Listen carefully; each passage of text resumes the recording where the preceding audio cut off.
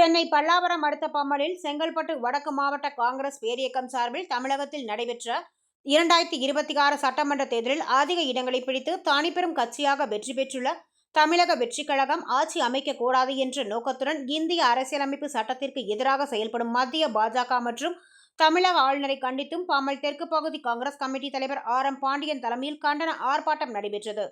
ஆர்ப்பாட்டத்திற்கு சிறப்பு அழைப்பாளராக செங்கல்பட்டு வடக்கு மாவட்ட காங்கிரஸ் கமிட்டி தலைவர் RS செந்தில்குமார், பல்லாவரம் சட்டமன்ற தொகுதி பொறுப்பாளர் தீனதயாளன் கலந்து கொண்டு தமிழக வெற்றி கழக தலைவர் விஜய் அவர்களை அழைத்து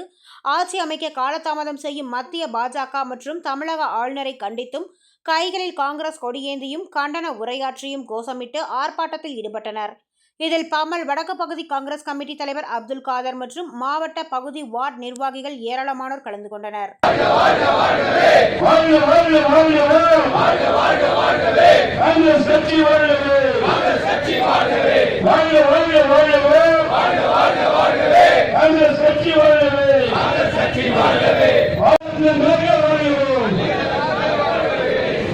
நன்றி, வணக்கம்.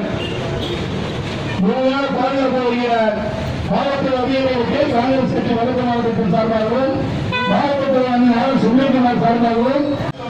அதற்கு பின்னாடி வழிவிட்டு நிற்பார்கள் என்றும் நாங்கள் நிச்சயமாக இந்த போராட்டம் இன்று தமிழ்நாடு முழுவதும் நடைபெறுகிறது. அதே போல் இதை நடைபெறவில்லை என்றால் கொண்டே இருக்கும் தலைவர் ராகுல் காந்தி கூட என்றுமே ஒழித்துக் கொண்டு இருக்கும் என்று கூறி இந்த கண்டன ஆர்ப்பாட்டத்தை சிறப்பாக ஏற்பாடு செய்திருக்கும் அருமை நண்பர் பாண்டியன் அவருக்கும் அவர் உறுதுணையாக இருந்த மண்டல தலைவர் அவர்களுக்கும் என் மனமார்ந்த நன்றியை தெரிவித்துக் கொண்டு கோஷத்தை எழுப்புமாறு